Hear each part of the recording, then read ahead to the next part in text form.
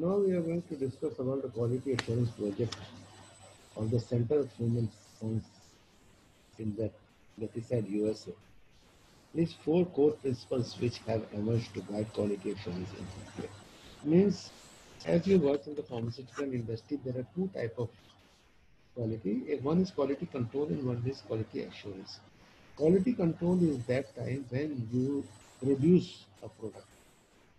And quality assurance is that when that product comes into the market, you give assurance that our product is the best.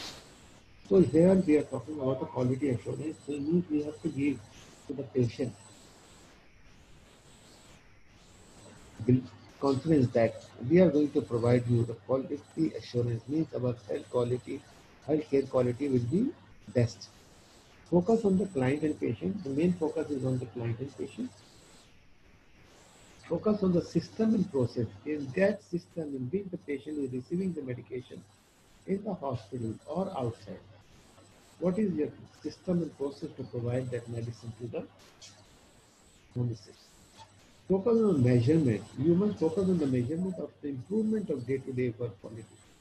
Focus on the teamwork. All your team is working. Even all the team perform best we need. But if only a one person is performing best and rest are not, the result will be in the negative side.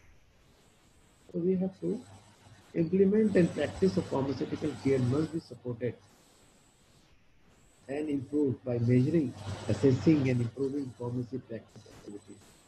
Utilizing the conceptual framework of condition quality improvement means you have to provide them guidance how to improve the quality of work during the working process. The key lesson is that in many cases, quality of pharmacy services can be improved by making change to the healthcare system or pharmacy system without necessarily increasing resources. Improving the practice,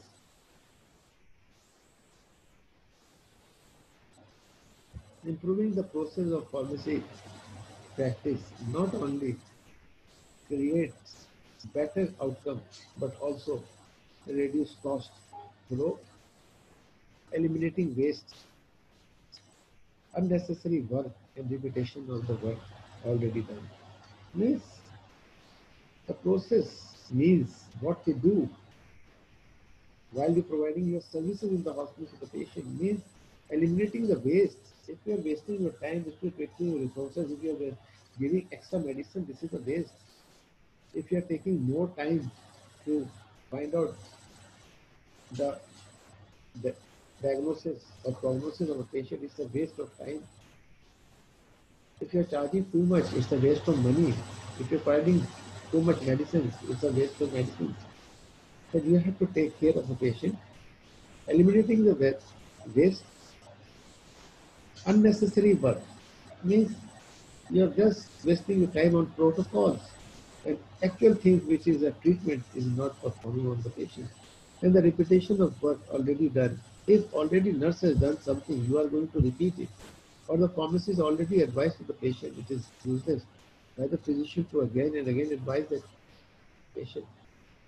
Or if a physician give an order to the nurse, you have no right to interrupt in between. So repetition should not be there. Thus, quality improvement must address both the resources, structure, and activities carried out process to ensure or improve the quality of pharmaceutical care outcome. Pharmaceutical care means results should be best. Now we talk about the pharmacovigilance. Medicine safety is another important issue. In pharmacovigilance we observe the safety of a drug.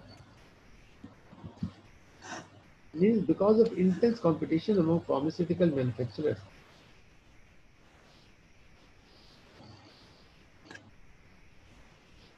product may be registered and marketed in many countries simultaneously. As you know, that one medicine can be launched in 3, 4 countries at a time.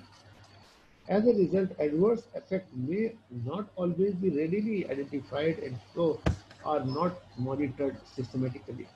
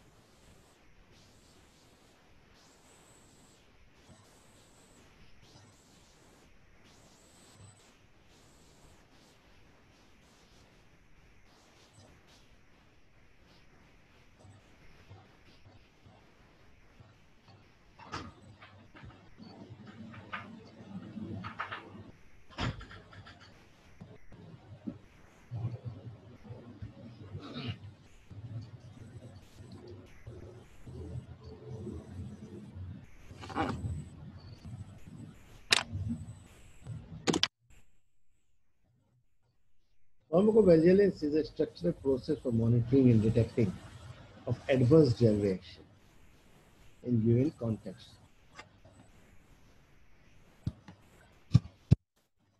Data derived from sources such as the medicine information, toxicology information, and pharmacovigilance centers have great relevance and education value in the management of safety of medicine. Means whenever we select a medicine for a patient, we must not only consider the efficacy of a drug, we also consider the safety of a drug. For that safety purpose, before launching the product, we have certain tests we perform.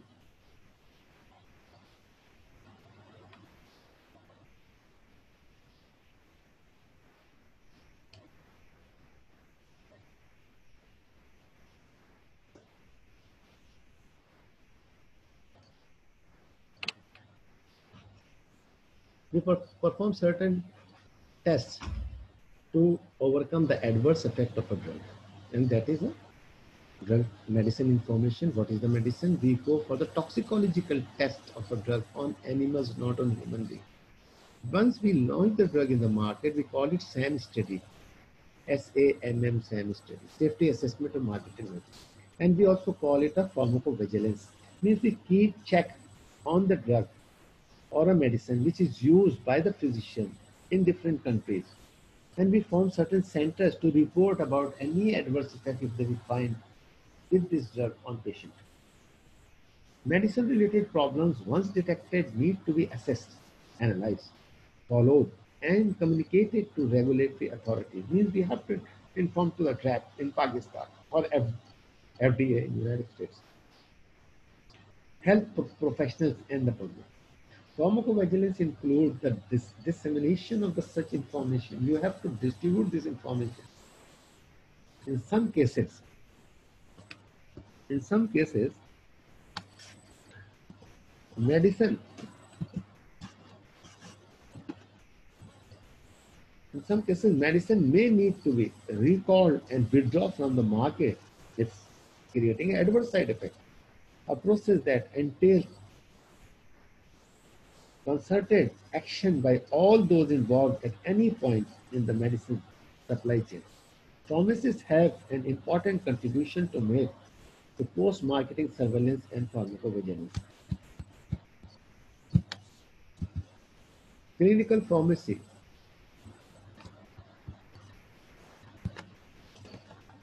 The term clinical pharmacy was coined to describe the work of a pharmacist whose primarily job is to interact with the healthcare team, interview and assess patient, make specific therapeutic recommendation, monitor patient responses to the drug therapy, and provide medicines information. It's a great job of a pharmacist in clinical pharmacy. It's not limited on just dispensing or making the bulk in the hospital. The duty has been changed. The responsibility has been changed. It's a paradigm shift in the duties of a pharmacist. Clinical pharmacists work primarily in the hospital and acute care setting. Means not the pharmacist only work in the hospital pharmacy, but also in the hospital he is working on ICU and CCU setting and provide patient orientation rather than oriented services. In some countries, the pharmacy professional has evolved to point at which clinical pharmacy with patient focused practice is no longer the exception, but the rule for most pharmacists. Yet clinical pharmacy is still practiced exclusively in patient setting in hospitals, where access to patient data and the medical team is available. So more and more burden of work is coming on pharmacists and pharmacy practice. The medical record, also known as the patient chart or file, is a legal document including hospital-specific admission, information, initial patient history, physical examination. This is all the duty of the pharmacist. Daily progress, notes made by healthcare professionals who interact with the patient, consultation, nursing notes, laboratory results, diagnostics, procedures, dietary recommendations, and radiology and surgery reports.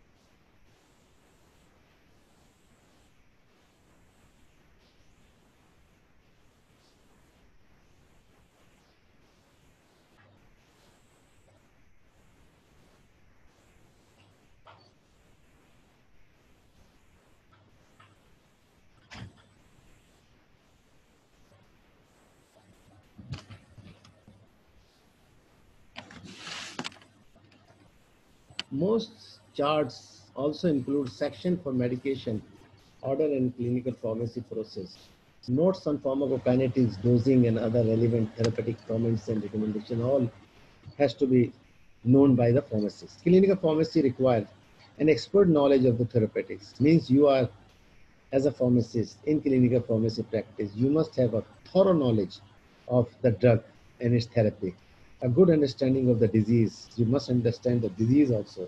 What is tuberculosis, COPD, myocardial infarction, angina pectoris, nephritis. You must understand these terms. In addition, clinical pharmacy requires strong communication skills with solid knowledge of the medicine terminology, drug monitoring skills, provision of medicines information, therapeutic planning skills, and the ability to access and interpret physical and laboratory findings. Pharmacokinetics dosing and monitoring is a special skill in services provided by a clinical pharmacist.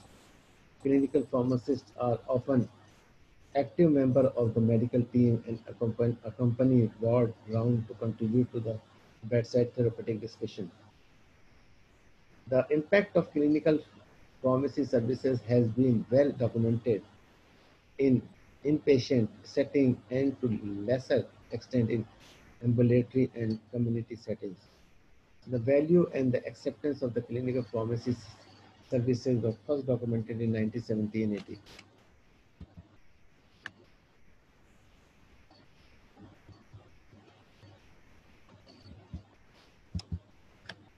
The pharmacy practice activity classification, PACC, the pharmacists increasing focus their practice on provision of the pharmaceutical care and expect to be compensated for pharmaceutical care services. The need for a consistent and broadly accepted classification of pharmacy practice activities becomes evident. Although many systems exist to record pharmacists' activities, means the pharmacist activity is recorded, what is his duty and how he is performing and what extra efforts he is doing for the care of a patient. Until now, the profession has lacked a widely accepted way to describe or document these activities in a common language. The pharmacy practice activity classification initi- initiated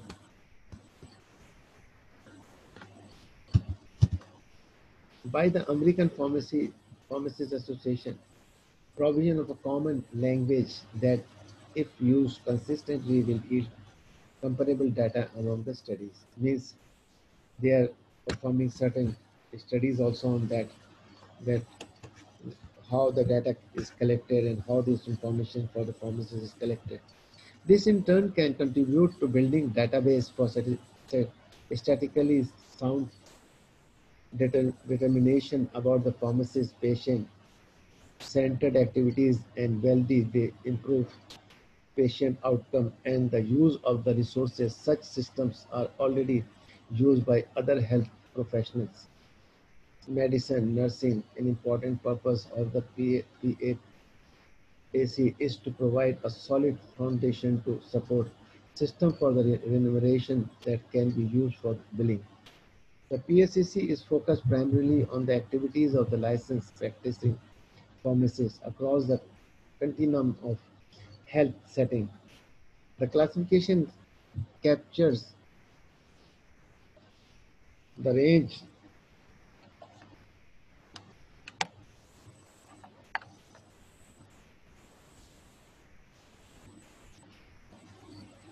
This in turn contribute to the building database and statically determine about the pharmacist patient-centered activities and which they improve patients' outcome and the use of the resources.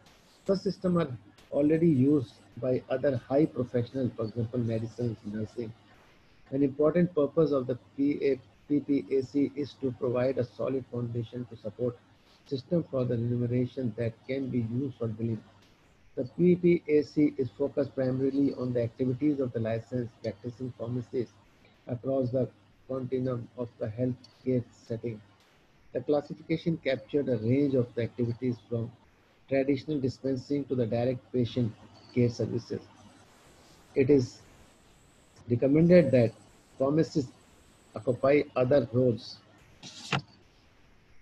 in the pharmaceutical industry, administration, regulation, agencies or professional association, public health, academia that are not directly related to the patient care. The benefit of the consensus on the uniform classification system includes advance the recognition of pharmaceutical care as a key component of the pharmacy practice, leading to an understanding of the value of and need for the compensation for the delivery of the pharmaceutical care services. Means through all this study in pharmacy practice activity classification, we also set at the end of the day the compensation for the delivery of the pharmaceutical care services. What these services we are providing with the help of our team and especially for the pharmacists, how the pharmacist fee should be allocated. The pharmacy practice activity classification, ensuring appropriate therapy and outcomes, ensuring appropriate pharmacotherapy, ensuring patient understanding adherence to his or her treatment plan, monitoring and reporting the outcome, dispensing medicine and devices, process the prescription or medicine orders, preparing the pharmaceutical product, delivering the medicine or devices, health promotion and disease prevention, delivering clinical prevention services, surveillance and reporting of the public health issues, promoting safe medications use in the society, health system management, managing the practice, managing medications throughout the health system, managing the use of medication within the health system, participating in research activities, engaging in interdisciplinary collaboration. Means there is a list of the duties of a pharmacy in pharmacy practice, and your duties have been classified in number of ABCD, in which you have to take care of these all activities which is performed by the pharmacist in the hospital. So thank you very much for this lecture. Now I will end this lecture.